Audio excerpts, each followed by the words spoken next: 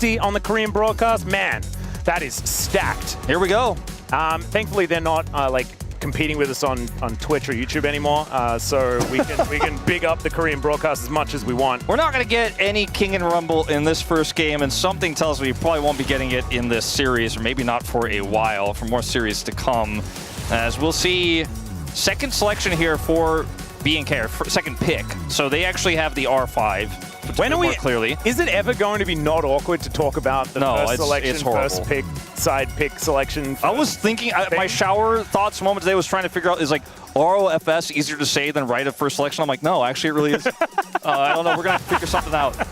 We'll work on it. We'll Maybe work on it throughout the season. Is Rofs roll off the tongue? Whoa. Malphite. Rock. Malphite.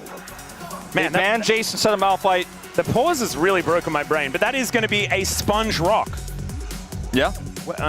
Doesn't quite work, does it? Could be a porous, porous rock. Oh, true. Like coral or something like that, you know, from the ocean. No, it's the Limestone? Yeah, no, it's that there is like a very specific like volcanic rock that does look like a sponge. Yeah, it's not pyrite, is it? I have no idea what it's called. Let's back to this draft, though. If anyone in chat knows exactly what the spongy-looking rock is called, please let us know. If you're a geologist, you probably are not watching. But if you are, please let us know. They did not pick one of the safer AD carry options into the Malphite. I mean, Yunara has a dash when she's in her ultimate, I guess. But they could have picked Corki and tried to dominate the lane and play through that instead. But they are playing this hyper carry into a Malphite. Pumice! Aphelios. Pumice is the name. Pumice, that's right, that's right. Thank you. What is this? Daijo DJ. Thank you so much. That's exactly the rock I had in mind. Good luck on the decks. That's exactly the rock I had in mind. All right, that's all fair. And Brendan Valdez just pointed out that coral is not a rock. However, it does kind of... Yeah, it's actually a living... it is. I wasn't going to say anything. When it's not alive anymore, it is rock-like, okay? I wasn't going to say anything. Yeah, Valdez definitely did. So we're turning this Yunara comp into a dive comp now, where Vikla pulls out his famed Ahri, and, you know, there has been famed on both sides. Some great games, some less great games. They have the Nautilus. They're going to look to try to, you know, just get on top of this Aphelios and blow him up, and hope that the Yarn does not get caught by the Malphite or a shove in the process. It's a little janky of a draft here so far for B&K, whereas the identity, I think, a little bit more clear on the side of Nongshim Red Force. Yeah, I think it's kind of interesting, the priority on the Nautilus, for me. Also, the Thresh probably should be banned here, since it's an Aphelios comp and you're running Ahri. Yep. So probably you want to be able to have the Thresh to keep him alive. Lehens was the guy that was playing Thresh when Griffin came up with the really cool, like, Impale Lantern strategy, like 15 years ago or something. But he was that guy. That's what launched them into fame, the very beginning of the Griffin days. Now, if you ban Thresh, they just play Lulu, though, right? They banned Nico, which is another thing I actually kind of forgot. I got this deep into the draft. That got through. I feel like Nongshim Red Force have so many angles here. There's so many different things they can play that actually feel all great right now. Aphelios is incredibly strong on this patch. And the Ambessa is taken away. It's another tool for dive that's gone. Mundo, surprised about that. A lot of people are saying they don't think Mundo is that strong in this meta, but will be taken away from Raptor. Yep. Seen a bit of it looked at. Also doesn't really suit this draft that much to me, but they're going to take the Lulu themselves. Wait. Where's Nautilus going? That's fun. Is Raptor, like, is he cooking in game one? That's really cool. Okay, well, unless Clear is going to be playing at top lane, that is going to be a Naut jungle. It's been a while since we've seen it. Did used to dabble in the jungle. I think it was more recently outside the support, a mid laner. All right, Sion going to be the look here for Kingen. Not exactly the most fun. But it makes a ton of sense when you're running this Aphelios comp, and it feels very safe. Put some big tanky boys around the blender. That's what you kind of want to do. Let's see what Lehens is going to be picking up here. Going to be picking for himself. I mean, Thresh is not going to feel great into Lulu, but it's not Lulu, so I think it's fine. I think it's just singed. I think it's probably a singed game. Karma Aphelios, just to shut down the Lulu. No, it's not Lulu. I don't really understand why they're going to go for the Karma here, to be honest. Well, I mean, it adds range, right? So pretty much what you want to do is fight for lane priority, and that's what they're doing. Karma is sort of the classic, like, I can win lane style champion. Yeah, Imagine that's sort of the school of thought. It's a neutralizer for sure, and can get you a pretty big advantage over the Nautilus. If that, we don't know where this is going, but let's find out. Yep. It's Rek'Sai in the top lane. If it's Lulu in the bottom lane, which I mean, it is. Yeah, I mean, I was like, is there some Lulu tech in the jungle? I mean, is Peanut here? Is Spirit here? Because they were the Lulu junglers. If you watch the Lulu Champion Spotlight, Freak does say that you can build a Trinity Force and player in the jungle. I'm going to be honest, I feel like I overthought this draft a lot for the side of B&K. I thought we were going to see something crazy. I was even trying to consider, like, is there any way where you can play Lulu into Sion? But it is Nautilus jungle. So there is that. It is Nautilus jungle with Ahri, which actually feels pretty good if you can connect your dredge lines and set up charms that way. And that is certainly a strong setup. Trying to get on top of this Aphelios through the insane front line, though. A Nautilus hook doesn't reach that far. Karma doesn't protect you the same way that it would in a... Right, honestly, it doesn't protect you at all, like the way a Thresh would, but if you're laning into Lulu, then that's a tough time. They just want to neutralize that, to get the bottom lane quest online, get the Aphelios to 2-3 items. You get the quest, you get that big surge of gold, you get more gold for minions and takedowns. Try to get the Aphelios online here for Taeyun. And for this comp, it's a dive, sort of, with the Yunara on top of it. Yeah. I'm very interested in how this one is going to go. I think Raptor has certainly been cooking a little bit, but on this patch, you can kind of jungle everything. Who was it? Was it a Vandral? Diablo's not even going to play, Atlas. Oh, wow. Diablo's insane. We do have the zoom in on the fact that he is just not there. Guys, all right. Oh, no. It's you know what? I've been waiting for this because we've been having a lot of bathroom pauses while I'm not here. Guess what, Diablo? Wolf's here this time. Yeah. You got to go before, okay? Yeah. And look, I know there was a pause. There was a slight pause before we got in, right?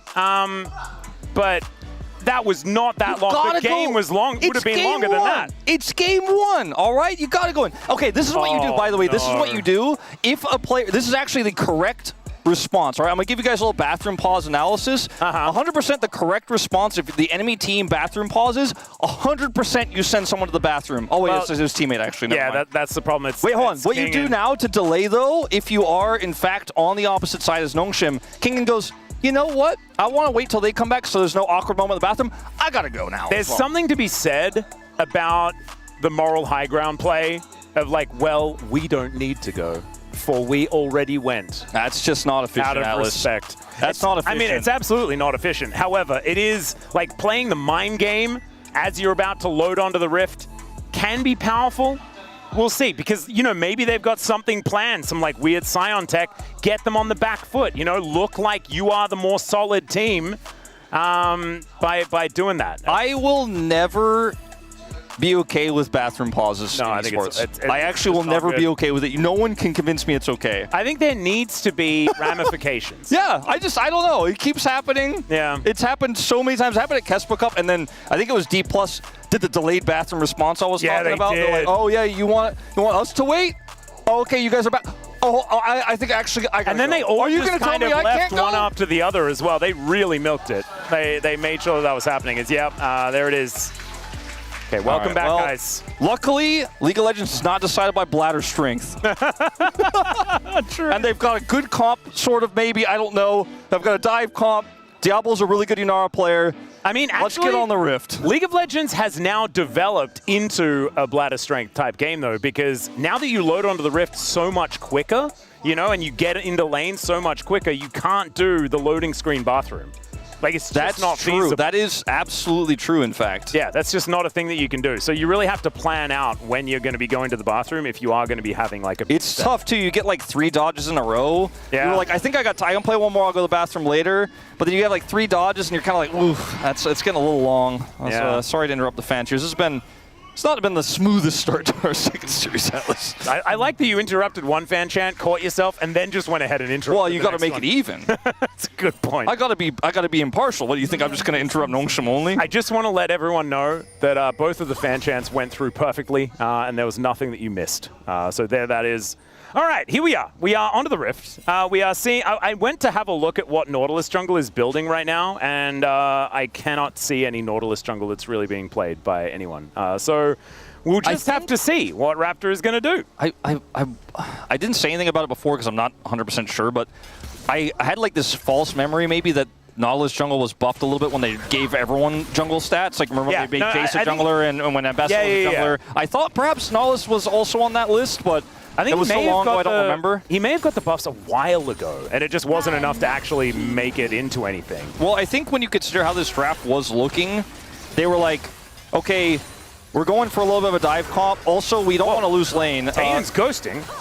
Kellen's getting the heck out of there, and does manage to shield himself up. We have to remember that you know, there are shields on both sides. There's no true sustain for either team, but this Calibrum is putting in a lot of work here as Diablo's really getting shoved around. If we theorycraft a little bit in the draft, they picked the Lulu before picking the Rek'Sai, right? And perhaps if they had kept the Lulu hidden, they wouldn't have been landing into a Karma for the Lulu for their tech swap of the Nautilus. It feels like kind of a miss. They also wanted to deny the Lulu from Lehens, right? Like Lehens is a fantastic Lulu player, and then that would have been another enchanter that could have really helped this Aphelios. So maybe that's more the thought. Yeah, it's not a positive result for them at this very moment in time. No, we're not seeing it really working out as Nongshim have the shove entirely here towards this bottom side. A 10 CS advantage here for Taeun.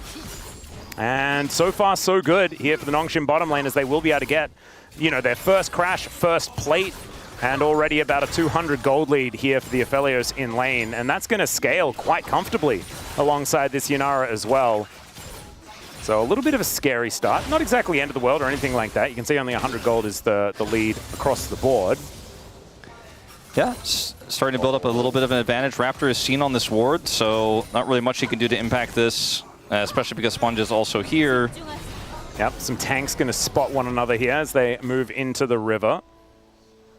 A very funny little interaction now around the scuttle, but with the bottom side prio here, Raptor's going to have to run top. Yeah, he does have mid prio at least. Land's moving up as Raptor is going to back up Vikla, who is taking a fair bit of damage. Does mean that this crab is going to be successfully taken by Sponge. He's going to look to go back as well as now. BNK fresh off a bit of a reset here. It's just a cull for Diablo. And Scout just channeling the back here. I think was never intending to actually go home, doing it right in front. So first consolation cull of the season. Yeah. And honestly, respect. I think it sounds like a good idea. They've been having a bit of trouble in that lane so far. Calm down, Karma. Yeah. Karma is a chatty support. She certainly is. I mean, it's no Lissandra. Thankfully, we're not in a Lissandra meta anymore. As in Korea, that is definitely a more difficult one. I think only Ezreal understands what Karma is saying. Like, the other AD carries are just like, I have no idea. Does he have a map to know what she's saying? Yeah, is that how it works? I don't think that's how it works. This pause really has broken my brain a little bit. I'm not going to lie.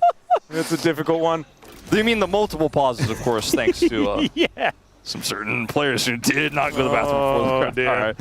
So the lane is lost. The CS is starting to stack up, but at least they have the Cole to fall back on, as we'll have a little bit of a tussle up here. No ultimates yet.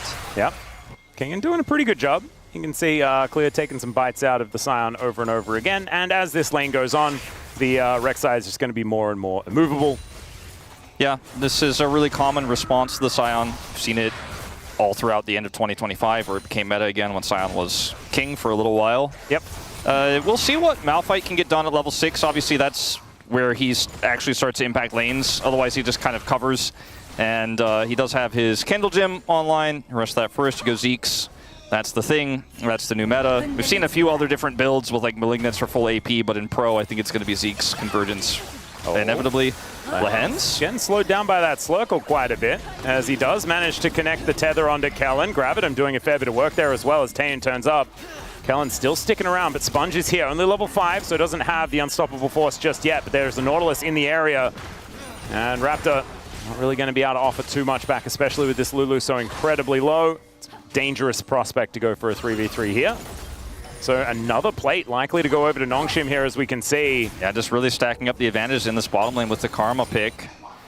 And, you know, it's not going to be safety. Like, I was kind of trying to eventually figure out how to say that into words while we were having a lot of pauses earlier. It's not going to be a lot of safety against the dive, but it is so incredibly powerful to get your bottom lane ahead. And that has just been the name of the game here on 26.1. Oh, Sponge. Taking a little bit of damage here from Raptor as you got Diablo moving over. Lehens is very low as the Slurkle comes in, and now Vikla has popped the ulti. Great Dredge Line is going to connect. The Charm lands as well, and that is First Blood going over to Diablo. Now Taeyoon has the Chakram stacked up, but it is not enough as Vikla is going to grab that Essence back to heal himself up, and Flash has to be used from Lehens. BNK draw First Blood, and they do a great job of it. I mean, this is a kind of scrappy fight where the Ahri is going to shine, has a setup CC, and even in the early game, deceptively strong is Yunara in these skirmishes. Has a lot of support here. And, I mean, Lehens is incredibly low at the outset of this. Look at the mid lane. Like, where is the Talia? Showing up after the fight is already won. Vikla gets an extra ult charge, flashes away here. Taeyoon is taken out. Lehens is running away with his tail between his legs here. Has to use his flash as well. Just a really good roam from Vikla there, and a fight that Nongshim should not have been forcing at this point without their Malphite ultimate. Yeah, and theoretically, with Weaver's Wall, Scout should have been able to get there very comfortably, but I think Vikla had control of the wave at that point in time, and the early Spirit Rush was allowing him to get in there. But honestly, Raptor hitting his first dredge line, that's what did it. And really beautifully done here by BNK, showing that early aggression in these skirmishes that we know and love from this team. And this is the squad that has not changed, right? And they were getting better and better as the 2025 season went on. And I'm really glad that they kept this roster together, because I felt like they were slow and steadily improving over the year. Looking forward that we get to see even more from this squad. As now Taeyoon with some red-white guns, so feeling a bit dangerous despite the lack of range.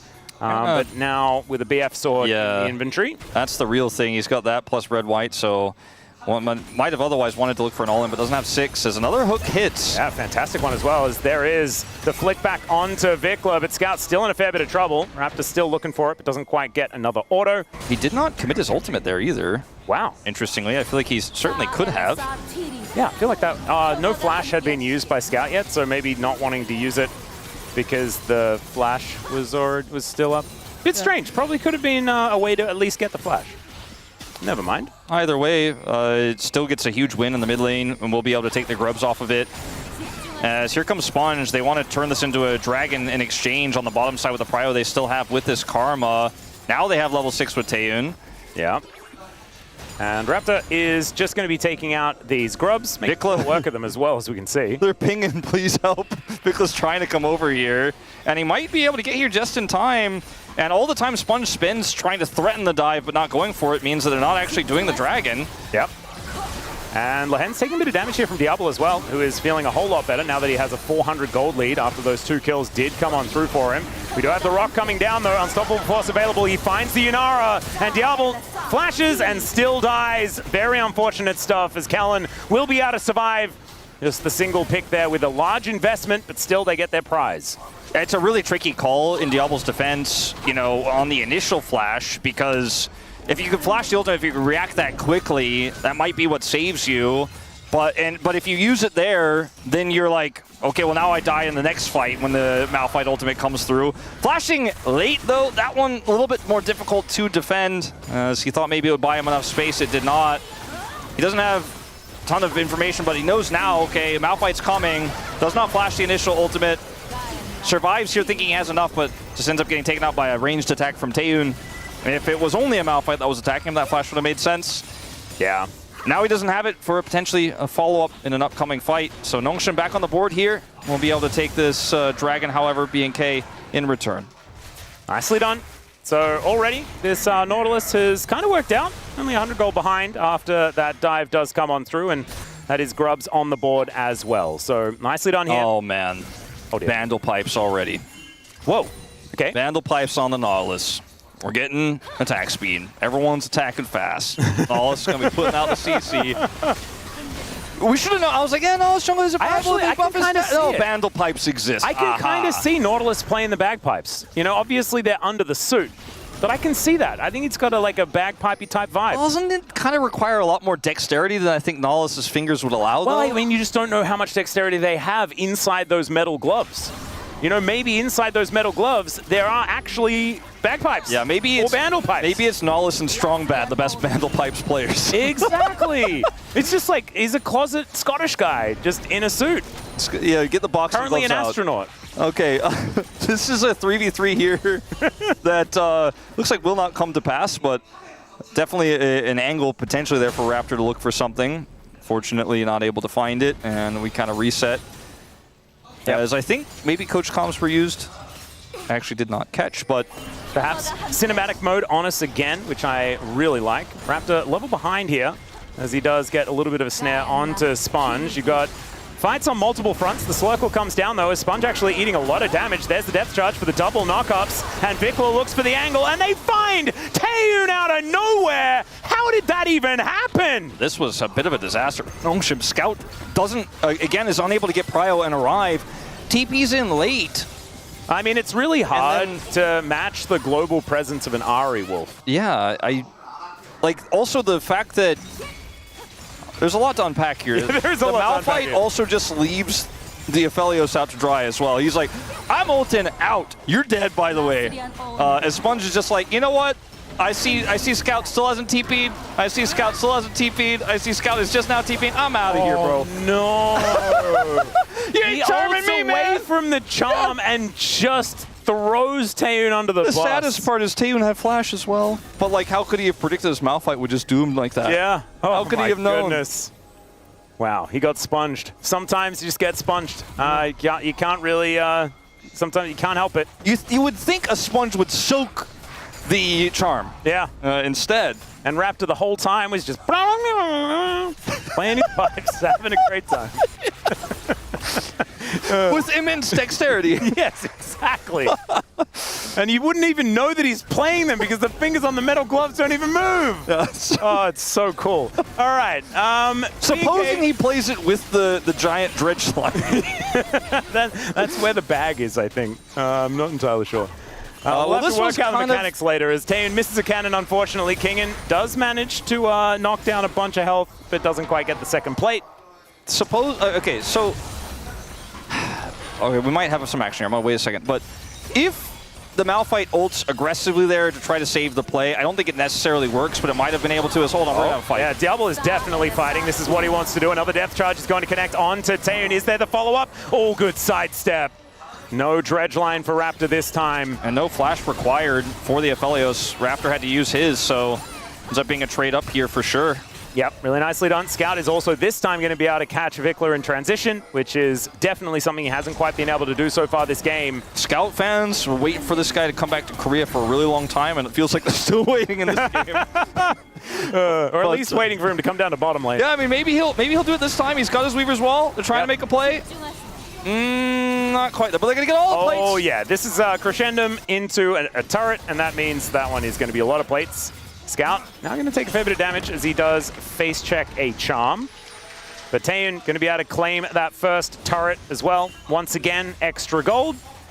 Yeah. And so that is going to put them ahead by about 500, which is not too bad. The top lane quests have been completed, but we don't really want to watch this one.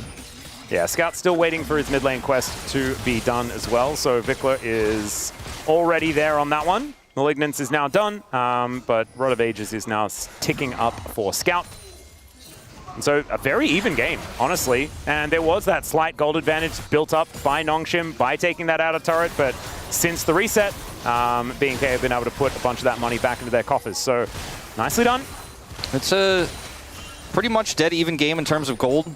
The Aphelios sitting on red-white here for this dragon fight, potentially, as the setup is not there without Scout. Does get his boots now. Still hasn't finished his quest, so doesn't get tier 3 on them, but is going to run back as fast as he can.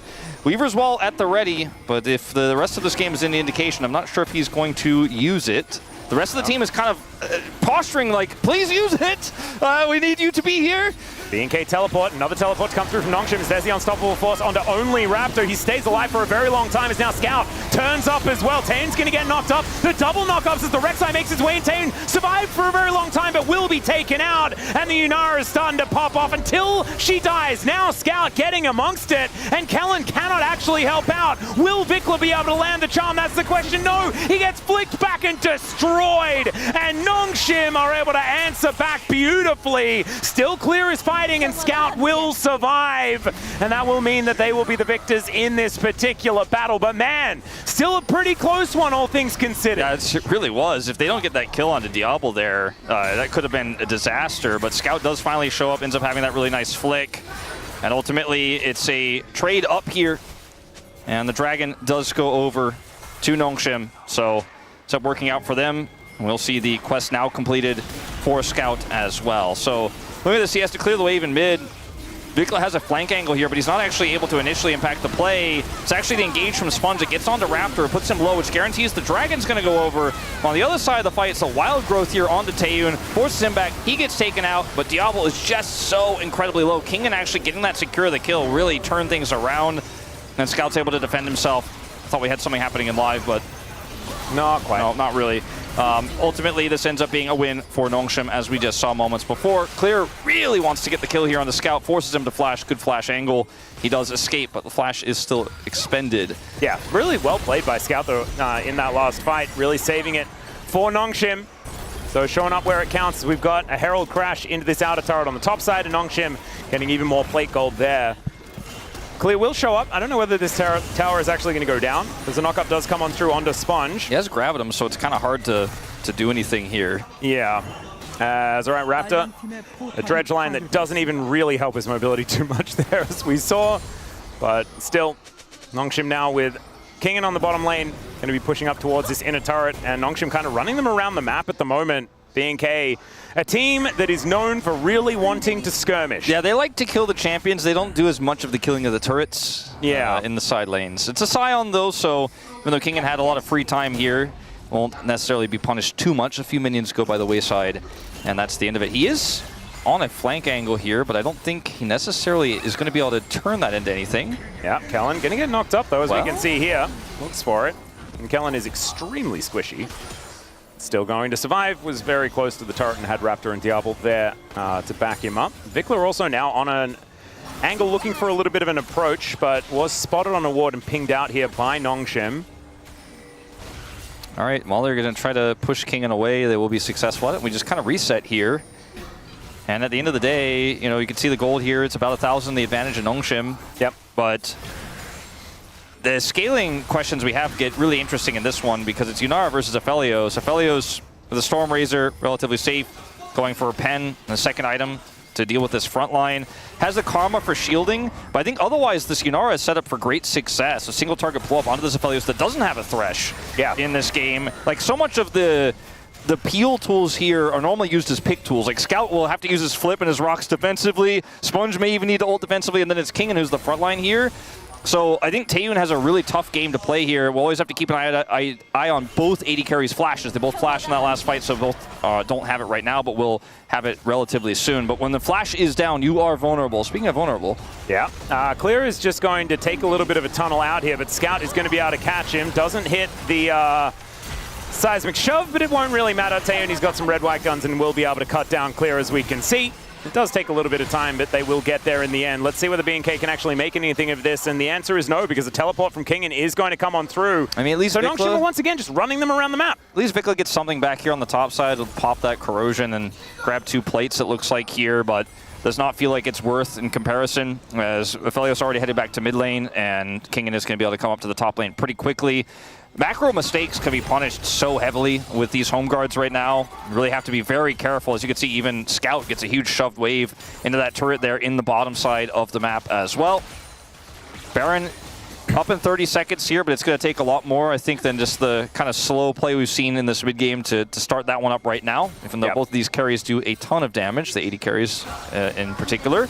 Yeah, there's also 25 seconds on the Drake as well. Cloud Soul this game, the extra movement speed, you can imagine for Taeyun's going to feel absolutely fantastic. Kingen is just once again left in the side, pushing another wave through. There's no Taeyun answer. Is just kind of, speaking of no answer, not really with too much to do here as he's trying to get himself out. Redemption going to be helping him, but unfortunately, the rock is just cut down. Now Clear on that angle, wants to get on top of Taeyun where he can, but he takes the blast cone to get to safety. This should mean that BNK can grab themselves their second Drake of the game. A bunch of pings tossed onto Kingen here as well.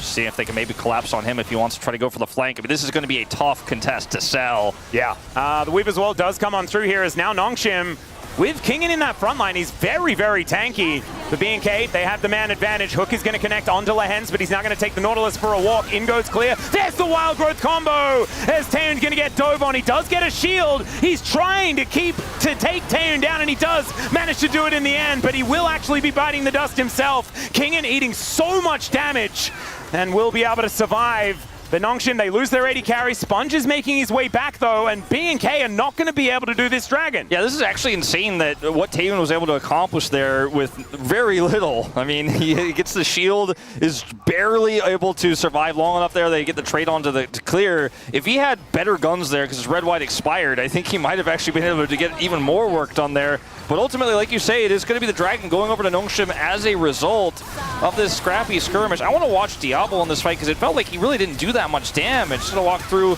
these rocks slowly, and as there's too many threats, he's actually just kind of hitting this Scion here. Kingen does a ton to peel for him. Because in the initial fight, I was watching Clear and the Aphelios, right, Taeyun, but Diablo just really could not actually get close enough to hit anybody valuable here. Kingen did a lot of work in that fight. Great peel for Taeyun despite his death. 100% was worth it here for Nongshim. Yeah, and the huge Scion with like the massive amounts of armor is quite difficult for this Yunara to actually kill. Doesn't quite have the armor penetration built up just yet. It's Clear just getting out of the way of Kingen, who is 2-0-1 on this Scion. Man, like he is just very scary. He also, has spent a ton of extra time in the side lane, and with the quests, that adds up. He has a whole level advantage over Clear. Yeah, it's a big deal. Sponge, though, in a lot of trouble. There's the depth charge connecting onto Lehens. Sponge, the onslaught is not quite going to work. The Unstoppable Force, I should say, is now Scout could be in a little bit of trouble as Vikla looking to chase him down. There's the Unstoppable Onslaught that I was talking about before, as Kingen is going to look for it. Channels the cube, but Vikla stays golden for a very long time. There goes the Aphelios as well, as it's Diablo's turn to pop up in this game.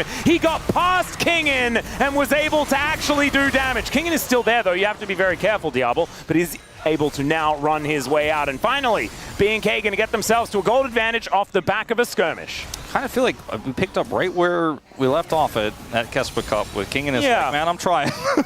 this fight was and so on Scion as well. Look at Kingen's angle he comes in on too in this fight. As obviously the initial engage is a little bit messy. The Aphelios ultimate not really high value. He's hitting Kellen, doesn't get the kill. But the angle when Kingen shows up is actually kind of perfect for Vikla's chase here. He almost hits the Ahri. Now he has this angle on him, so trying to focus Vikla down, right? Scout is incredibly low, gets taken out here, and then Taeyun just sends it to try to get into the back line, but is unfortunately just not able to do it. There's too many BNK members here. Kingen almost, right? Like, it's like he could not have done more, and he wasn't even there for half the time.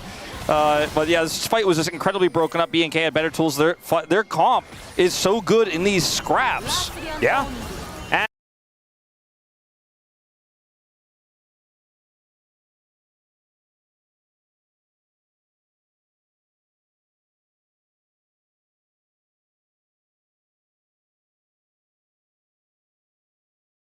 And they just have a lot of follow-up CC as well. Like, there's a Karma, and on the other side, there's a Lulu. And the wild growth adds to these fights so much. Yeah. It's unavoidable CC. Oh, God. Yeah, speaking of which, Taeyun is just dead once again. And the Malphite is not really doing what it said it was supposed to when I read that this champion is broken. As Kingen, he has so much. Level 16 Scion is just insanity. However, a lot of the damage is now gone. It's only really Scout that's doing too much. And BNK, they could rotate back towards a Baron if they would like to. It looks like that is not what they're into right now. They want to get this turret first at least. Yep. And that's going to go down. Hook is going to connect as well as Kingen once again trying to tank, but it's Scout that they want to take down first. Slurkle to try and stop him from getting out. Seismic Shove connects onto Diablo, but that's only going to actually gap close as he really does just want to kill Kingen. Not going to quite work out just yet. He now has Lord Doms completed as well. My God. Like, the sale said 180 carry plus 2 TPs. Look at this. Taeyeon dies, so they get double TP, and then both solo laners who show up here for Nongshim are like, it's like the guy with the pizza, you know, that meme? Yeah. They're like, well, you know, maybe we just let this turret go, actually. And unfortunately, Taeyeon dying instantly means that there's just no way to win that fight. Like, Scout did his best, Kingen did his best to try to kind of keep it interesting and deny the Baron, which they were successfully able to do, but for how long is the real question, as this game is starting to feel... it's not about the scaling, it's not about the comp diff, it's just the way that BNK are playing, their coordination seems so much stronger. When they have map control, they're finding picks everywhere, and Nongshim are just not able to scrap with this team right now. It's not quite working. Getting outplayed. And this is exactly what BNK have always been known for, right? I'm really glad that they have stuck to their identity, even though they lost their coach. They've now got Cartwright, a coach, and he's all about going fast, getting stuff done. Yeah, they're drifting into this one.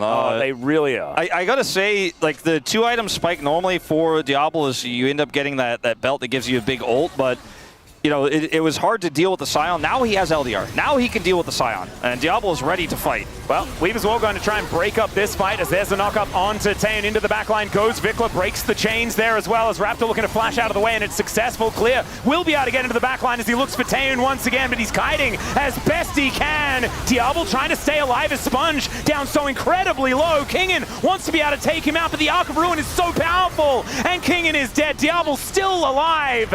They do deal with the Rek'Sai as both top laners are now dead, and now Kingen, as the zombie version, still wanting to get some work done. Low health bars for both of these AD carries, and in fact, everyone on Nongshim is limping into this one, but it is a 4 versus 4, and Raptor is caught off onto the side. Slurkle comes through, Taeyeon trying to hit that moonshot, but will not quite be able to connect it. The charm! And down goes the Aphelios. It's a disaster for Nongshim. Look away, Korean viewers. Oh, the boo effect is happening real bad here at the end of this game, as now Diablo trying to run this one off, does manage to get shielded up, as Scout may have overextended the flash from the hands. Diablo's missed. How is this guy still alive? He finds the cooldowns. They go everywhere else other than him, and Diablo is able to lock down his target. And now Vikla has another Spirit Rush, so he'll use that to take down Scout. My God, what a fight. I mean, what a fight. Who says LCK is not a hands region? Watch those moments. Okay, so initially, we're going to have coach voice for some reason, but I really wanted to watch the replay of that fight, as this is actually the BNK call. So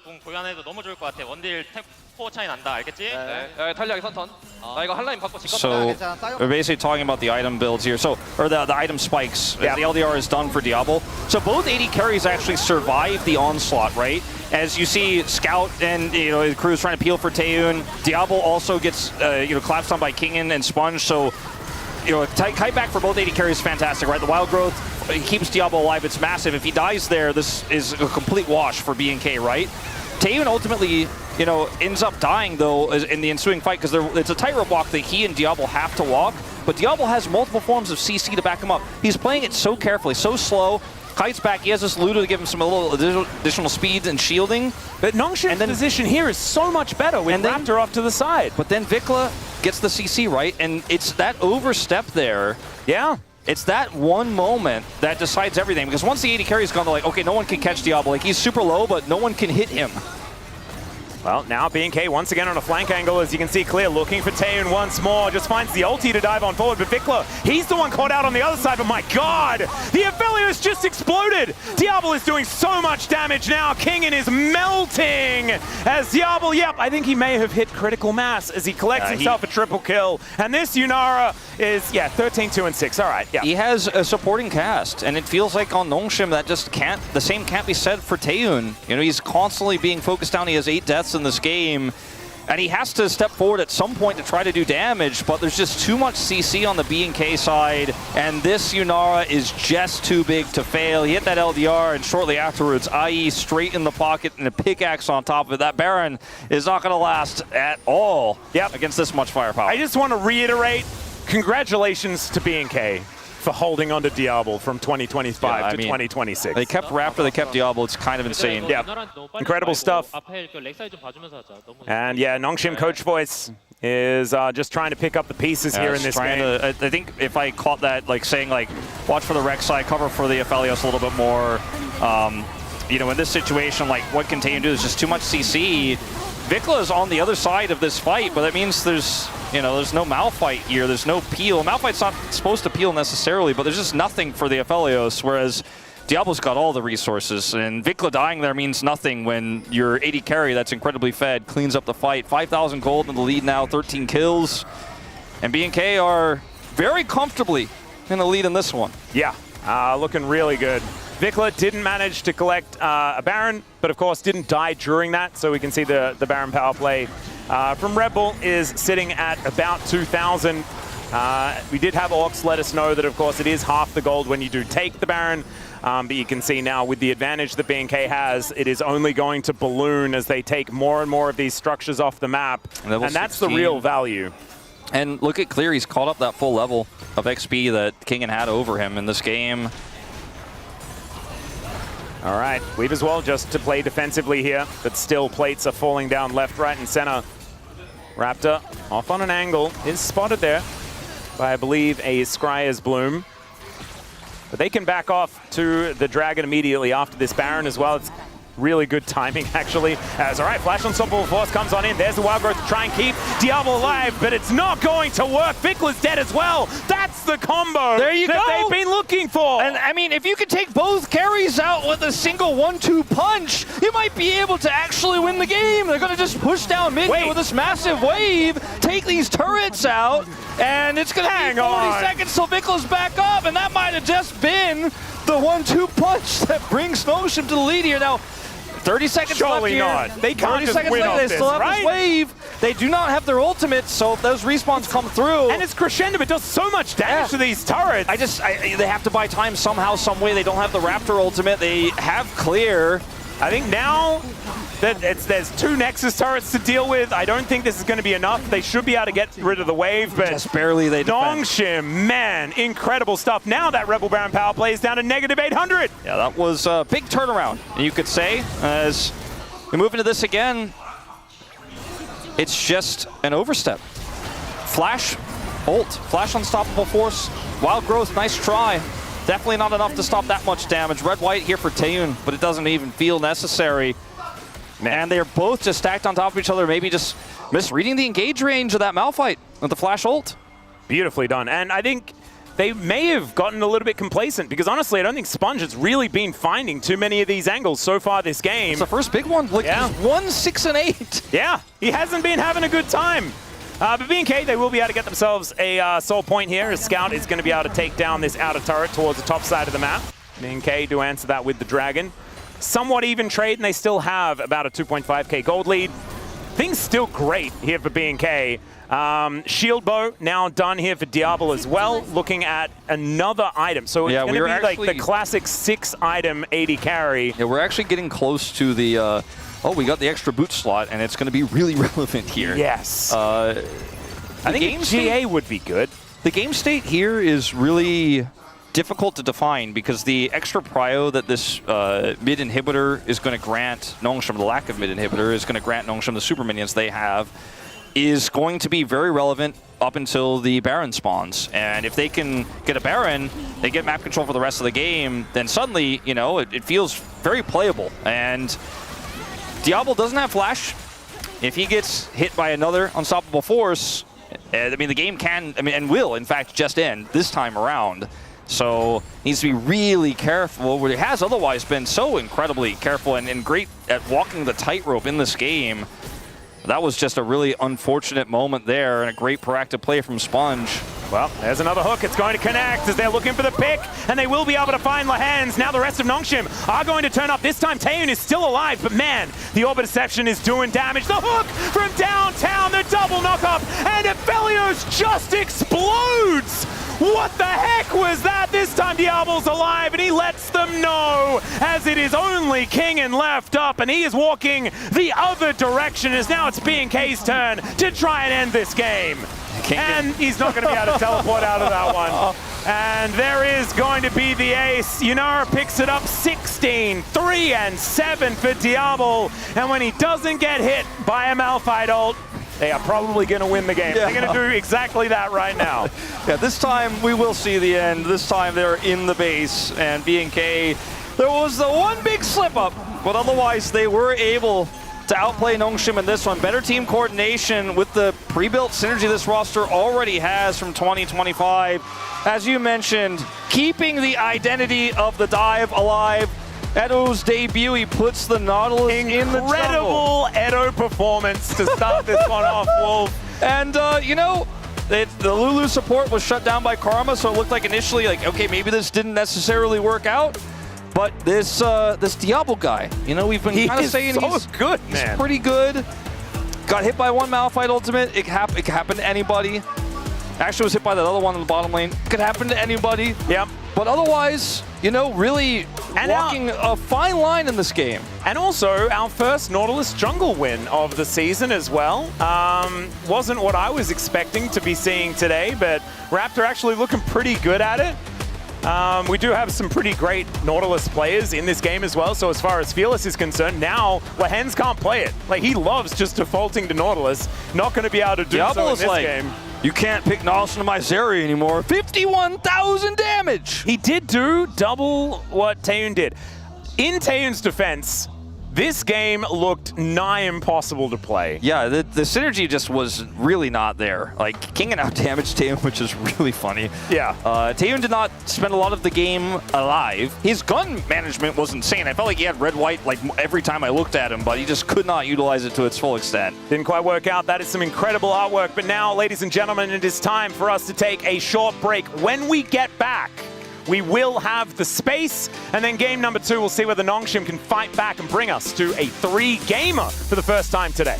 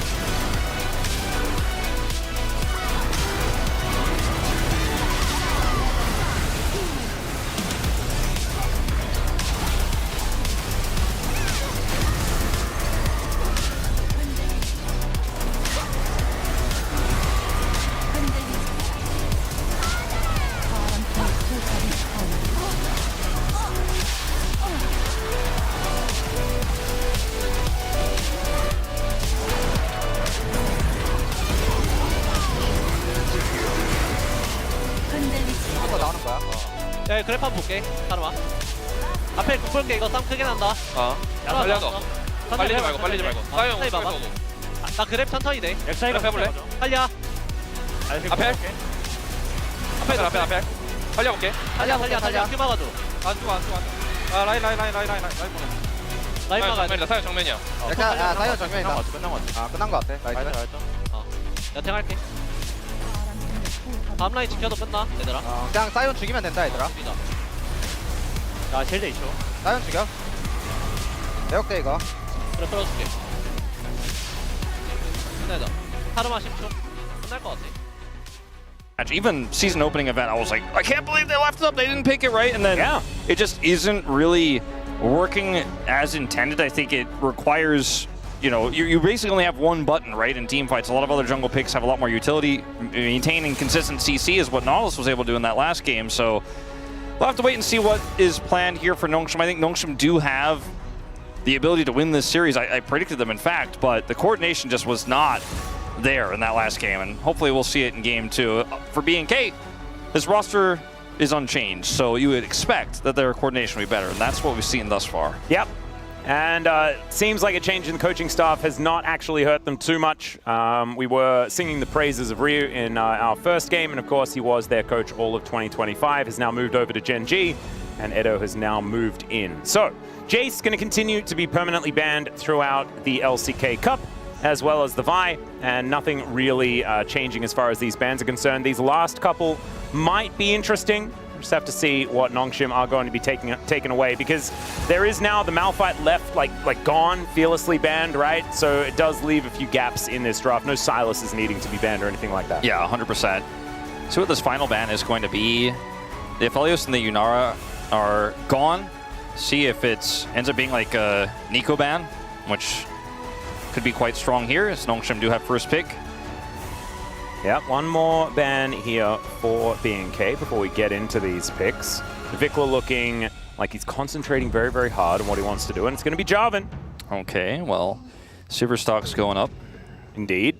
As we do see a potential first pick Orianna. Like, Orianna's up. You have the... Scouts Orianna.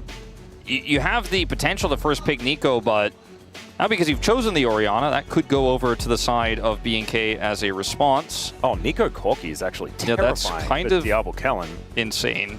I think that may be, in fact, where we go directly here. Well, it is definitely going to be Nico. I think that that is a no-brainer. Will be picked up here. The Orianna, I'm not actually... I feel like that is a decent decision to make, especially with the Zia band, but going it's going to be Nico Pantheon. For the face-up Pantheon, which is obviously not a flex in this case with the Nico already locked in, instead of going for the safe Corki, or even the Sivir, which could have been an option as well. Sivir has been doing incredibly well in solo queue, and it's just really a big benefactor of all the, or benefitter of all the changes to crit and stuff like that. Varus will be the option here. Yep, the Taeun special does very much like this champion, at least as I remember back in 2023, or when he was still here in the LCK. Picking Varus can be quite strong in a Nico. Picking the Alistar, a little bit less so. Although good into Pop Blossom. That is true. As a great answer in terms of team fight and setup there. The variation of Varus that we know when we're watching Taeun is on hit. We'll see what ends up happening here in this game, as Ezreal is going to be the opt-in here for Diablo with the Nico lane. And this is a champion that Diablo has gone completely ballistic on in the past as well. I believe it was Kesper Cup. You and I were just kind of in awe of what Diablo was able to do on this champion. And of course, he was doing that all last year as well. The guy is just pretty good at the video game. So both of them going to be rocking those skill shots to see who can actually stick around in the laning phase. With Lehens on the Alistar, of course, it is one of his signature picks, but unfortunately will not be adding that much to the laning phase against a Nico Ezreal, which is going to be very scary. They picked the Pantheon early, and they can kind of try to choke out the jungle pool here for Sponge. They banned the Jarvan, the Jace, the Nocturne, and you know, when you look at what locks down Ezreal, like, I mean, apparently jungle Nautilus could be one of your best bets, but that's Fearless ban. I'm curious what they're going to do with this final ban here at BNK. I mean, Xin Zhao is, one of those champs that is still up and available and relatively strong. Yeah, I mean, it's one of those champs. I mean, Wukong, I suppose. Yeah. Could be another one they're looking at. It's kind of like those are the two that are left. As Ambessa, jungle, not allowed as well with the Ambessa ban that happened earlier on in the first phase. I feel like Wukong doesn't feel that great, though. I feel like the early presence that you'll have as this Pantheon is going to greatly outvalue that of an early Wukong. Not to mention, really doesn't get online that fast. Yeah, not to mention the Ezreal is going to be able to buy space better than a lot of other AD carries into the Wukong in team fights. All right, Gnar going to be taken away. A very interesting ban, although Clear is one of our known Gnar enthusiasts. Kind of like every other top lane here in the LCK, to be honest, but still, it has been one of his favorites in the past. It kind of makes me feel like maybe Kingan's angling for a Jax pick here. Could be. Because that's one of the picks that Gnar has, it depends on who you ask. Like, Keen's like, I win both sides, but it has been a great response to Jax in the past, even though Gragas does exist. So it's either that or maybe a Cassante. Those are the big things you're afraid of. Ooh, Sylas. But like, there's no Gnar. Let's lock the Sylas. This is a Vikla favorite. It is, and it's interesting because theoretically the Pantheon is somewhat flexible. The Nico could be a mid laner again, like all sorts of weird stuff. The Sylas could be jungling, like you don't really know, but it's pretty clear cut that this is going to be into the Orianna thus far. And with Alistar already picked up, it does make sense that you're going to be picking the Sylas just because the Unbreakable Will is so powerful. Like the Kingan Renekton comes through and they will be picking up that Wukong, so they have a lot of threats here. I'm just a little bit concerned about how much engage and how much frontline, plus the safety of the Ezreal BNK already have. And they will, of course, still have counterpick for the top lane here. And the Sylas can steal critical ultimates. Like the Wukong ultimate makes it even better, arguably. Yeah. I mean, like the Alistar one is the one you want most of the time. We'll see that same Kennen response we saw from Rich earlier today. The Gunblade Kennen can be quite powerful and buy a lot of space. I mean, this is basically Well, you couldn't ask for more engage, but also functionally it peels incredibly well for an AD carry that's already so difficult to lock down, and it is Diablo on the Ezreal. Even though the Orion went over and we kind of were like, wow, that's crazy. That's a lot of power budgeted into Scout on a champ he's quite well known for. I think B&K definitely went out on the draft in my mind. Yeah, actually feel like it looks pretty good. And Clear has been a bit of a Kennen enthusiast in the past. Hasn't exactly got the most games on it, but has certainly played it, especially in Challenger on DRX back in the day. So looking forward to seeing how he's going to go, as we did see Rich have a pretty good time into Keen in the Kennen versus Renekton matchup. And so we'll just have to see. I'm interested. I do feel like B&K are once again looking like they have a lot of control and power in this draft. And I like the way... it must not necessarily be about the coaching stuff. It must be the players that just like playing with lots of setup CC and control. You know, and a lot of these skirmishes are often built around that, and it's showing once again. You've got Pop Blossom, Slicing Maelstrom, you've got a Silas that can pick up so many different things. This could be another blowout for B&K.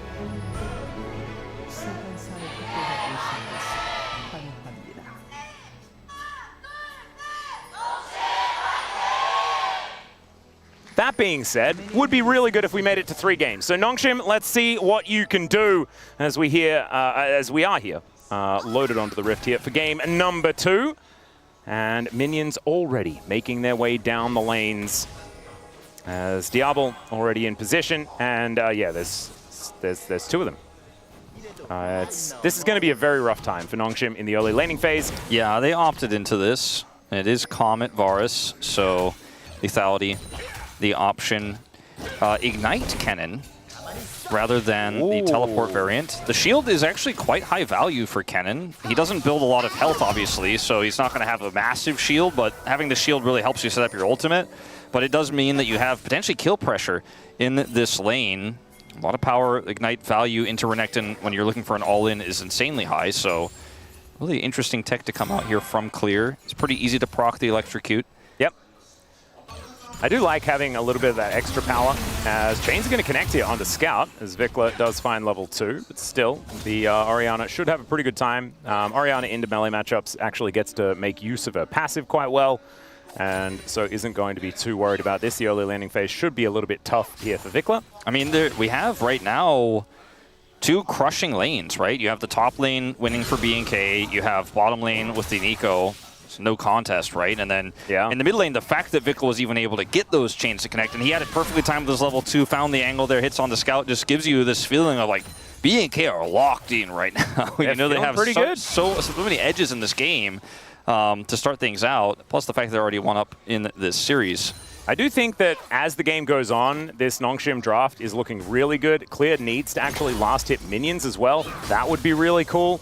As Kingen doing his very best to pick up as many of these as he can underneath the turret, and is doing a great job at that. But still, it is going to be Clear with a slight advantage as far as this farm is concerned, as Kingen does have to deal with both this Pikachu as well as the turret, trying to take away all of his minion kills. Yeah, the Electrocute is very annoying to deal with here. Oh, nicely played there by Diablo.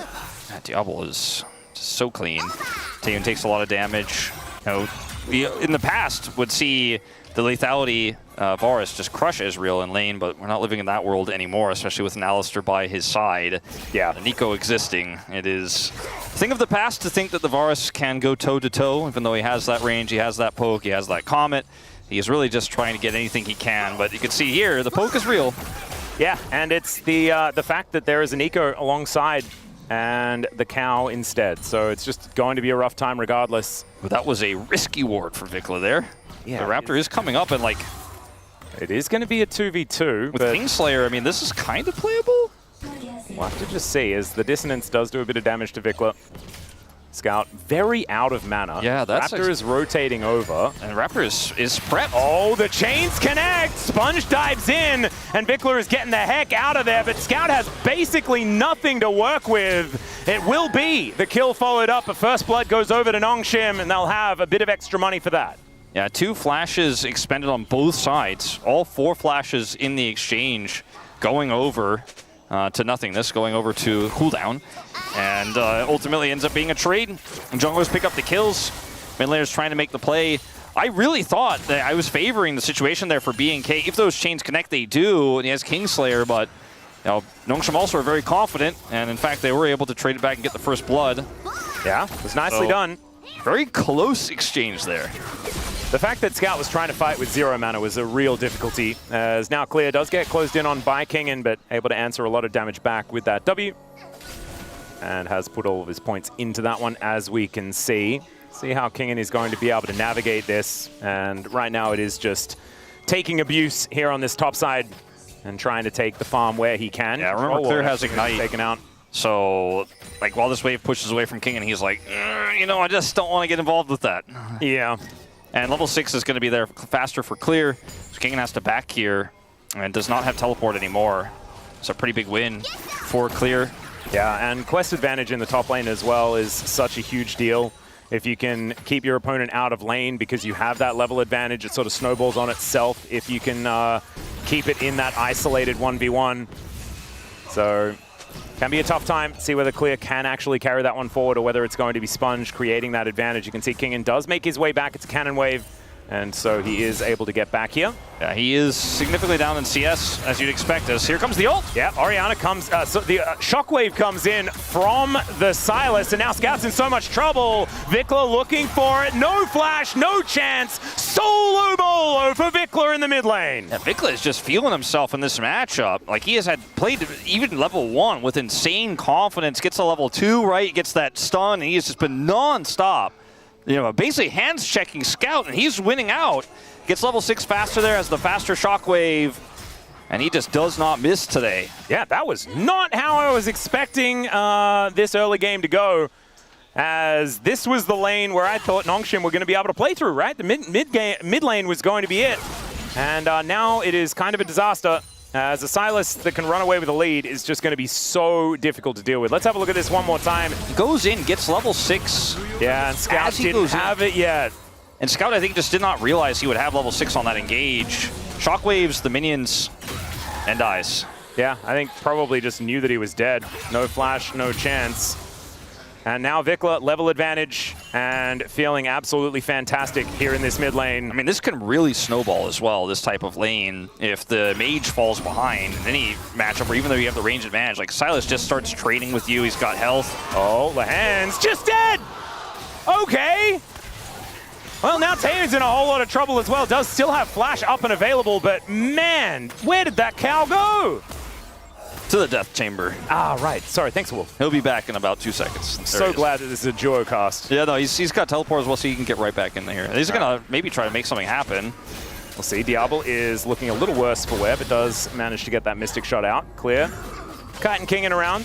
Does manage to at least snag him with that Q. It just feels like there's no in for Nongshim. Like you mentioned, the mid lane felt like the most stable start, but you're like, oh man, the early game isn't going to be great for Wukong either in the Pantheon. Doesn't have his ultimate. At least they were able to trade that kill back in the mid lane, but otherwise, you're just kind of losing everywhere.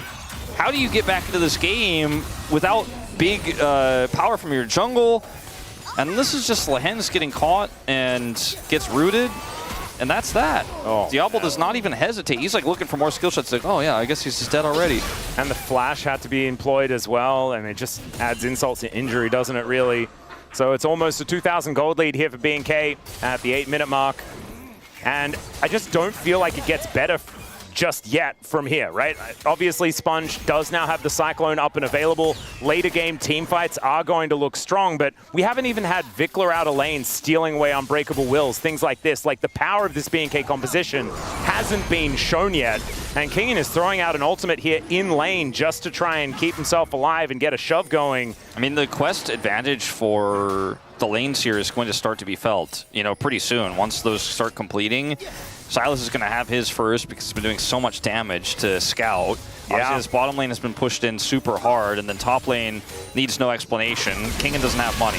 Oh, there's a Slicing Maelstrom here as Kingen doesn't have that ulti available. Ult comes through here from Raptor as well, looking for the flash stun, and he will be able to find it. Clear will have the follow-up as well, and finds the Qs from both of them, and Raptor's able to lock down that kill. There is the True Shot Barrage onto Lehen's, taking a fair bit of damage himself. Does have the ulti, as Nongshim are just trying to pick up the pieces of this game. Yeah, there's just nothing in the tank right now, and the ultimate is it comes through there from Raptor, and Kingen sees it, instantly flashes, but it's just not enough. You know, he's able to flash follow there for the stun setup. They have just enough damage. He gets the empowered Q to take him down.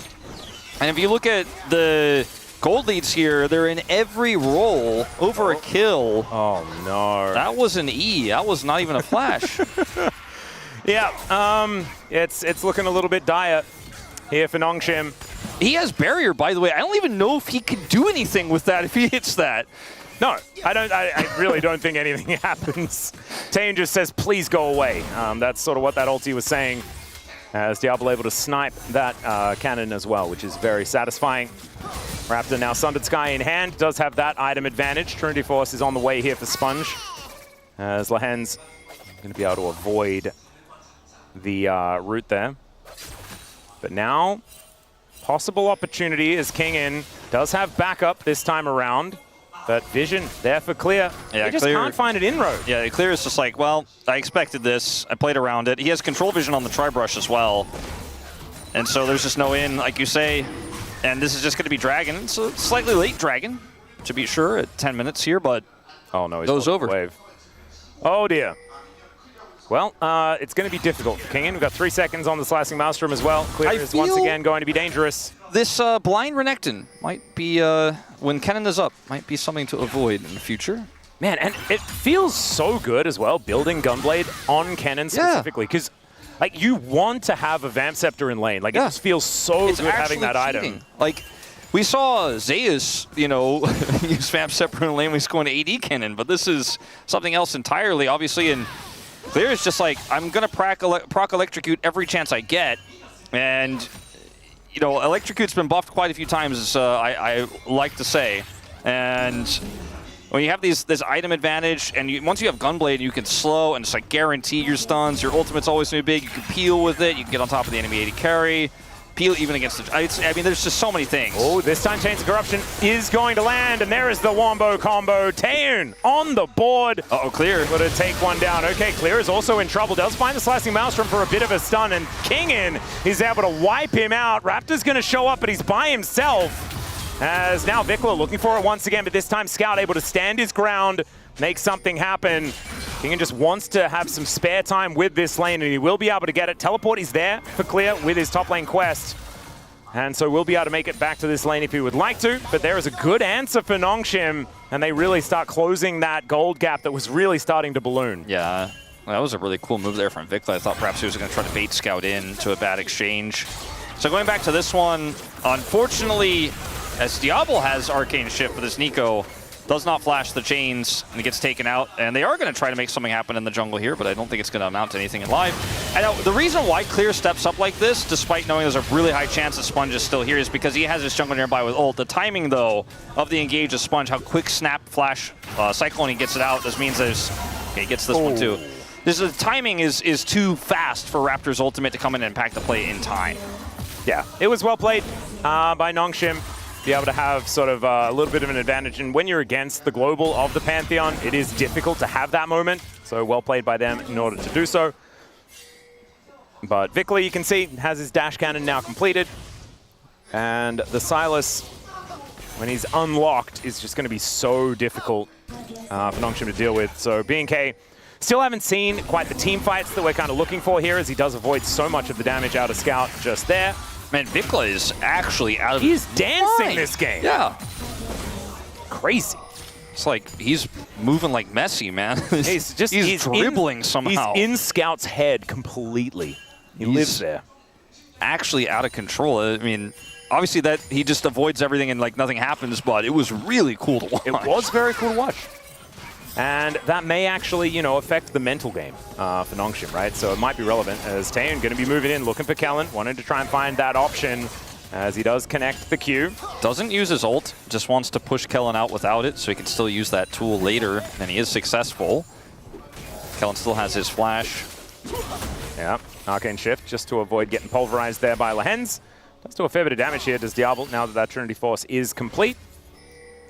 The game state here, you know, obviously after those big plays, like they were able to kill Clear, they were able to get the kill onto Kellen. Feels a little bit better here for Nongshim, but the problem is they haven't really been able to get back control of, you know, the top or mid lane. Bottom lane looking a little bit better with some resources given. Let's see if Sponge can make anything happen here. I mean, this ward is going to say, I think, absolutely not. But yeah, I think what, I was just going to say briefly, like, I think what Nongshim need to get back into this game fully is just a one-team fight on an objective with a really nice Cyclone, Shockwave combo. Then they can get back into the driver's seat. But right now, around the map, it's just kind of like duck and cover. Yeah. Well, there is the Cyclone onto Kellen. He will find a Pop Blossom onto 3 and flash his way out. As now Raptor looking for that opportunity. There is a decent Shockwave to come on through, but not quite getting the kills. As now Scout over the wall to try and keep himself alive. The Unbreakable Will just in front of BNK. True Shot Barrage sails over to provide morale for the team, but is otherwise not doing too much more, and everyone walks away. Mess up Clear's lane state. Chains of Corruption does come on down as Diablo takes a lot of damage from the combo out of Taeun. Starting to hit pretty hard. Raptor is going to come up here and start up this Herald. As all those health bars were expended in that last fight, the flash is down for Scout, his ult is down. Raptor is just going to start this one up, knows that he has a Kennen coming up here, who also has teleport now, by the way, with his role quest, of course. Really hit on that, but that is why you can take Ignite now. And even though he didn't get a kill with Ignite, like that extra pressure, the fact that that existed is a big part of why that CS advantage is there.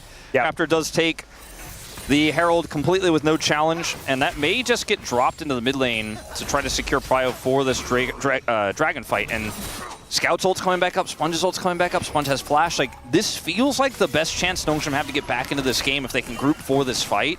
But if they mess it up, you know, it feels like just you're never ever going to get back in. It really could be a catastrophe, especially with the fact that, you know, if Clear gets a good ulti, if Vikla is able to run amok utilizing that Unbreakable Will that we haven't quite seen just yet in this game, it's a difficulty. Let's see whether he presses the button onto Lehens right now. Looks like he's not opting in for it just yet. We're having this big, potentially game-deciding fight before a lot of champs have their 2 items, right? Orianna is sitting on a Rod of Ages on 3 stacks. You know, it doesn't feel like this is the big oomph moment. It's going to be about the CC more than anything else. Well, Lehens gets that flash headbutt pulve onto Kellen, but he's able to walk his way out of there. The Unbreakable Will is now going to be put together. Pop Blossom connects onto 3, but Kingen makes his way back into the back line and slicing Maelstrom from Clear, but he's under the turret. They do take 2 of them down, though, as Diablo is free hitting in this back line. Taeun's still alive, though. There is the stun from Raptor, but Scout has the turret and has his orb to help him out. 2 on the floor on both sides, but it looks like BNK have control of the map. Yeah, BNK have the jungle, and their jungler has a Herald. Now this is going to be the dragon to come over, but more will go over as Diablo. You got to be careful. Oh dear, there's the Grand Starfall. Maybe not. Scout's just really dead. Yeah. Okay. Forget dragon. I'm going to kill the champion first, then get the dragon. As they are going to come over here and look for a punish, but I think this turret is just gone. Yeah, Rift Herald's still there. Diablo looking a little worse for wear, though. Lehens now without the ulti, but Diablo is very close to dead. Taeun just pushing him out. As now Kingen getting into that front line. Raptor wants to find it. Taeun, no! Oh, the overstep, and Kingen cannot help him there. I mean, BNK were like, you know, we could just drop Herald and let it go. Let it crash, take a dragon, but we could also kill Scout and then bait Nongshim into another bad fight and get even more, and also get the dragon. As I mean, this starts off looking like, okay, maybe they can find something here. Like Kellen ends up getting a massive pot because they just pile on top of him. But then I think it's Taeun who actually catches Clear here with the root under turret. Actually, it's a knock up there as well from Lehens. Oh, and it was Chains of Corruption stolen by Vikla as well. That's what held them all in position for so long after the cannon ulti. But then here, Scout avoids this Q. Diablo takes an extra turret shot, but then, I mean, what is he going to do? He doesn't have ult, he doesn't have flash. Raptor ults him, they take the turret out, and then Lehens and crew are like, we have to stop them. And they, unfortunately, are unable to do so. The stun comes through from the Pantheon. Lehens super low, doesn't have his ultimate, can't peel for his team anymore. In live, by the way, it's more of a disaster. Yeah, Clear is likely to die. There he is, just sort of sliced up. Pop Blossom is going to connect onto a few, but Raptor's also dead. Vikla now has the ulti from Lehens and will be able to kill the cow with it. Now Sponge could be in trouble, but they still have a turret that's on its last legs here in this bottom lane. That's going to deter BNK from going for anything else. This game is getting weird. Very weird. As Diablo and Taeun, this could be a battle for the ages, but just going to walk away. I mean, it looks like Kingen might get the whole turret here. There's just no one to answer his push right now. He got the kill onto Clear. Raptor was bottom side. And Oh, Kingslayer to close the gap here onto Scout, finds the chains here as the Orianna's in trouble. Vickler doesn't have the ulti, but he's kind of feeling okay about it as Kellen's moving in. Does not manage to get that snare, but there is the shockwave to lock it down still. Sponge able to answer one back. Diablo moving down here towards his bottom side as the Warrior Trickster will get Sponge out of there. A 1-for-1, but the turret not long for the world, so a bit of extra money into BNK's pockets. And Kingen did not get the full turret on the top side, got it down to 1 plate. Still was able to pick up a significant amount of money. It just doesn't feel like it's equivalent still. As we'll watch how this broke out. He just gets the stun as ult is ticking. And the stun is not enough here for clear. Just gets Renektoned. Yeah. Doesn't have any friends, doesn't have enough damage to use that stun to kite him out and take him out. Then here, aggressively pushing towards the bottom side of the map is Raptor, right? Which is why they were able to make that play on the top side at the same time. Lens is Alistar, so can buy a bunch of space here, but there's just too much B&K. And Vikla has just been getting so much value out of his stolen ultimates. I mean, he's untouchable in this fight. No one can shut him down. Yeah. And let's see whether he can find yet another one. May not be able to get another Unbreakable Will, but we'll just have to see as the Cloud Drake does go over to Nongshim. It's going to be one apiece. Chemtech Soul in this game. Does feel fantastic if you're a Sylas, to be fair, but also for a Renekton, feels pretty good. All right, So well, both teams probably feeling pretty good about where the Soul is at, but right now, I don't think that's really at the forefront of their minds. BNK looking to try and continue pushing this advantage that they've managed to accrue for themselves. we kind of got to this game state now where, like, yes, B&K have a pretty huge lead. It's 2,000 gold for them. As Ezreal is looking phenomenal, the Sylas is quite large. Pantheon has been running the jungle. But there was a few like weird exchanges that happened where Nongshim are still kind of in touching distance and some of their spikes are starting to get hit. And the Orianna is eventually going to finish that Rod of Ages. Once she hits 2 items, be a bigger threat. So B&K need to be measured with their aggression, but can continue the aggression. Yeah, this is not looking too measured as the Cyclone does come through. Shockwave there as well. Decent combo as a Pop Blossom. He's going to get headbutted away. Now Kingen looking to get into that backline as this Raptor that's his first target, and down will go the Pantheon. Taeun trying to make his way in as Diablo's just going to say no to that. Finds the Mystic shots, and meanwhile on this top side, it's Vikla that's popping off. Can the Arcane Shift come back off cooldown? That's the question, as Taeun will be able to stop Diablo from pushing forward. Scout on his last legs, but Kingen looking so strong in this game and will be able to stop them from moving forward. So it's actually a 1 exchange here for Nongshim. Yeah, they end up winning out. Taeun was unable to join the fight, and yet still, like the beginning of that fight was, okay, it didn't look measured, but it was fairly measured. However, oh, that was really scary if that timing is different. You That's can see Scout's like, no, classic. I'm gonna cancel this one. Yeah. Just in case. Just in case, smart move. But the aggression stopped being measured, right? Like the initial part of this makes a ton of sense. Like you have the numbers advantage, right? You're gonna get this turret, it's all fine. But Sponge has this really cool combo. The Orianna doesn't do that much damage yet, but from here you can just go, all right, well, we got the turret, it's fine. Instead, we just completely hard push, and then Diablo sees that there's a Varus in there, and he's like, I'm not even going to go with my team. I'm going to chase Taeun out. I think if he just goes up here, they do a lot more. By the way, Taeun, he got him this time. He definitely did. Context. You don't need context. He got poked out and then was in the wrong position as Nongshim now all grouped. As BNK are going to try and siege this inner turret in the mid lane. You have a cannon towards the bottom side as well. Clear sort of free pushing right now as well with teleport in hand if he would like to use it.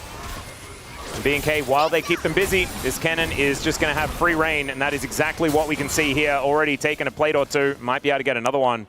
As you can see, 3 grubs here on BNK at the same time, helping out with that split push. Yeah, I mean, this is... For Nongshim now, there's just no real estate that belongs to them. Do you want to know the cup half full though, Wolf? Sure. It's been about a 3K gold lead like this whole game. It's like, it went up like a little bit. It was 2K for a while. That's true. But it hasn't gone up noticeably largely. I think that more than gold right now is the fact that Nongshim just don't have any vision. They have no part of the map, as I was getting into, that belongs to them. Like, they don't have control over Baron. They don't have control over River. It's not like they have a strong side of the map they can play through here. As Taeun, I guess he was like, I got Edge Knight, I'm fine. In fact, not fine. As this was right after they had a big win on the top side. Sniped. Nicely done there by Raptor.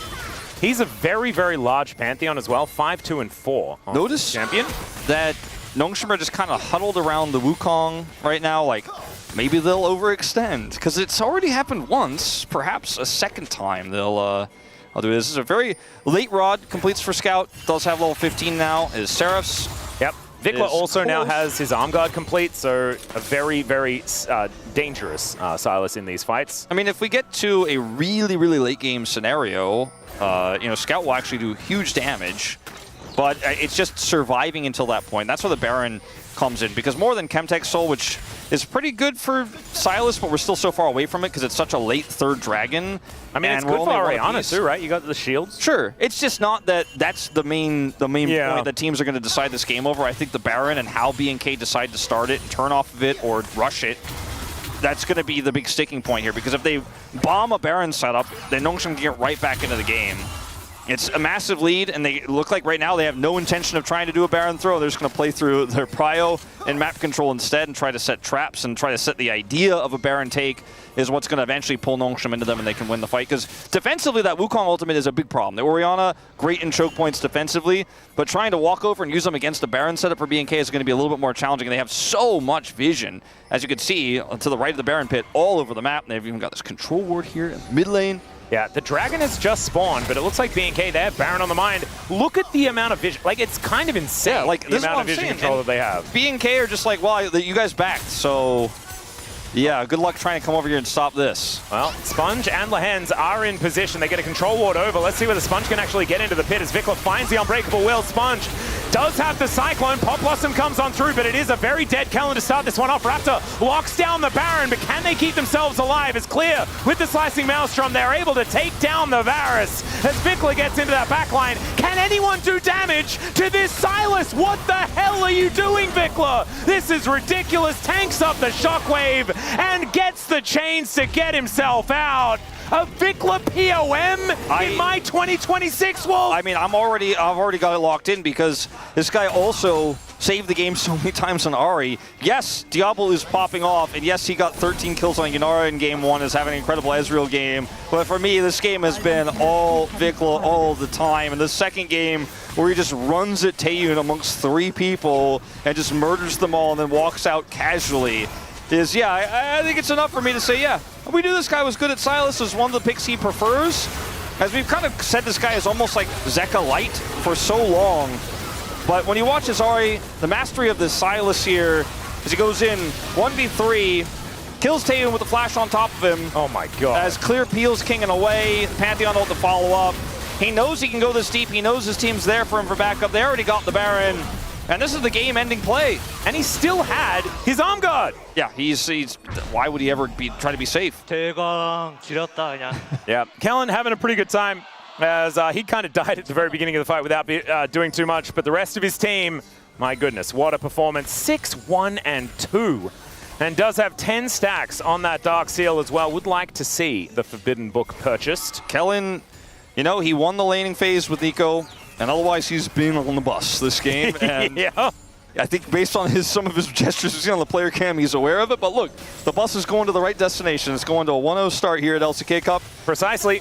And he is very happy about it. You're on the bus, you still, you still get your name on the Summoners Cup, and that's going to be enough. We'll see whether B&K can actually win Worlds, but I think that maybe it's too early to tell. As in goes Lehens, finds the Pulverize. Chains of Corruption does go wide though, and now Kellen off the bus and straight into that backline to look for the Pop Blossom, and they'll wipe out 2 of them before this fight has even really started. Kingen gets melted as Vikla doesn't get the chains, as there is a Grand Starfall as Raptor flashes forward. Scout not long for the world, and Taeyun this time around is going to be saved till last by B&K as the chains connect, and the cleanse ain't enough for him. A double kill for Vikla, and they will now put an end to this game. Yeah, Vikla was like, guys, keep up. Raptor, why haven't you ulted yet? Get in this space. Go in between the turrets. I am going to maul them. And down they fall. Nongshim looking out of sorts in this one. And B&K looking amazing. The dive, the setups, the coordination, unreal. The drafting as well. Pretty unique here as one last ceremony for Vikla, as I think he, even though Diablo had an incredible series, has outshone him in this final game and will probably pick up a deserved PM. He got my vote, and I Got the cameraman vote as well, as you could see. It was the first one we saw as we hopped out of the game. So incredible performance by Vikla. My goodness, there's a few things that weren't on my bingo card, and one of them that wasn't on my bingo card was Vikla having a complete pop-off first game here in the LCK Cup. And a great look for BNK FureX. Scout had a rough 2025. His Kespa Cup was shaky at best, even though he had some great moments.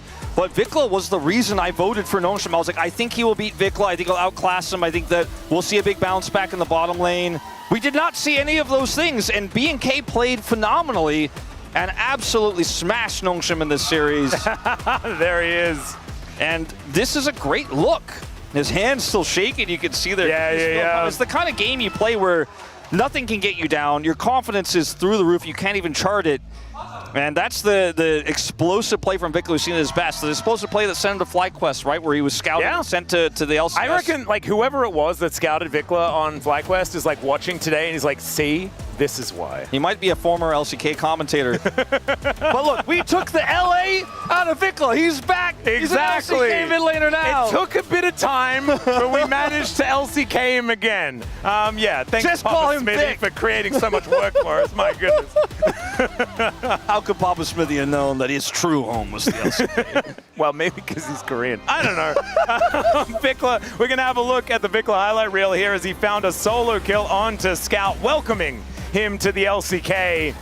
As, yes, he's like, Scout, you have not had your time yet. I'm an LCK player. You're not yet. Not yet. And it certainly has been a long time since Scout has been here playing League of Legends in Korea. 9 years, in fact. All right, BNK, their skirmishes are still just so good. And that's why I think we're so glad that this roster didn't change, because that coordination is what made them great. Yeah. And Kellen is still just Kellen, man. Oh, yeah. I'm watching these highlights back, I'm like, yeah, he's just Kellen. Absorbed a lot of pressure. Yeah, and sometimes absorbing pressure is all you need if you've got a Silas that's completely immortal. I think he was a little shy to talk to the bus driver. This is my stop, but I couldn't press the button. This time he did get off the bus, though. Found a really good angle, as you can see here. Gets a couple with that pop blossom. Kingen is trying to play the game. Yeah. I look at him, he's like, yeah. play the game. And Vikkel's like, get in here, Raptor. What are you doing back there? You can't hit them from there. Diablo, get in the picture. Yeah, they're still a long way away, as we can see. Yeah, a few nights. Vikkel's like, oh, the turret's still up, okay. Feels like another day in the office, though, for BNK. Judging by these voice comms. I think there's a lot of really strong comps that this team could put together with their play style, and I do think that we are going to see great things from this team. I am really looking forward to seeing what else they've got in store for us. Me too.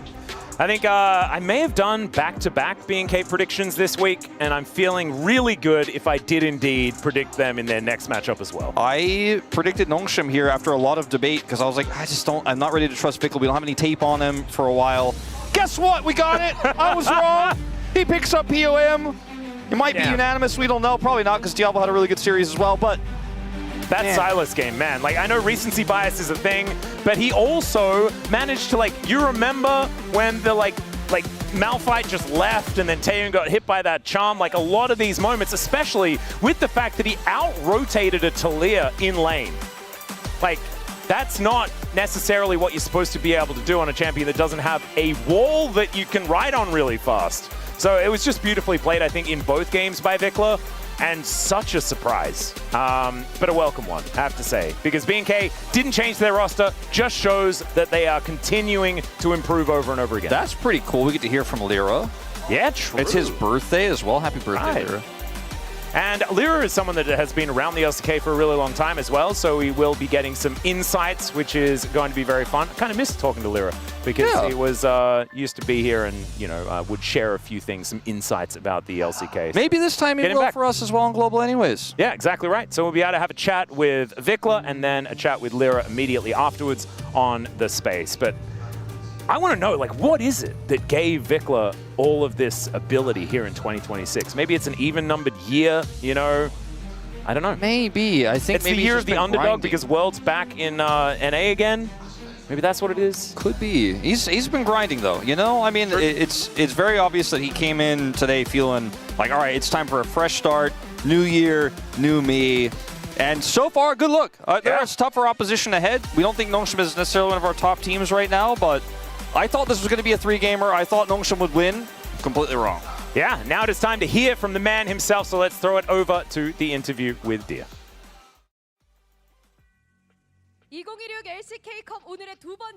Thank you very much, guys. This is Deer for the POM interview translation. We are here with Vikla on the side of BNK VRX, who took a clean 2-0 victory against Nongshim. Congratulations! Vikla, that was such a confident ceremony after your victory. How do you feel?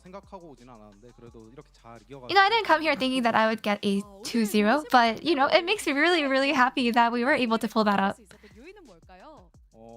What do you think was the biggest factor for this clean victory? I think it's because we are on 2-year experience with the same team, so I feel like our synergy has really come up so far. And it was actually a mid matchup against Scout, who had returned to the LCK. So how was it? No, Scout, you know, everybody knows that legendary name, and I was a little nervous going up against him, but it went pretty well. And in game 1, your team instead picked Nautilus, and it wasn't a support but a jungle Nautilus. So how did you guys come up with this? You know, I think Raptor was the one who actually mentioned it, so, you know, I'm really glad that it actually worked out. It played out really well with our comp. And the game 1 comp looks heavily reliant on Yunara. So, with your Ahri, what was your role? I think Ahri level 6 is a lot more stronger than Talia. So I think I was just trying to play it all out during the game and try to support my team. And even in game 2, you got a solo kill on Orianna with Sylas, and you really shined through that Baron team fight as well. So, how would you rate your play out of 10? I would say a 9 out of 10. I think I just have to work harder to make sure to, you know, make up for that 1 point that I didn't get today. Thinking about the last LCK Cup last year, BNK VRX had actually fell short of expectations. So what can we look forward to from you guys this year? You know, this year, obviously, we want to make sure that we're able to pull off as many wins as possible this year. And it's your new coach, Lyra's birthday today. Looks like you guys gave him a birthday win. What would you like to say? Lyra, congratulations, happy birthday. And I think we got a birthday buff from you, and that's why we were able to win today. You guys will have to carry the momentum forward. And your next opponent will be Brion. Now, Brion is a good team. I want to make sure that we don't get ahead of ourselves and make sure that we stay our heads in the game. And that's the end of the interview with Vikla. And back to the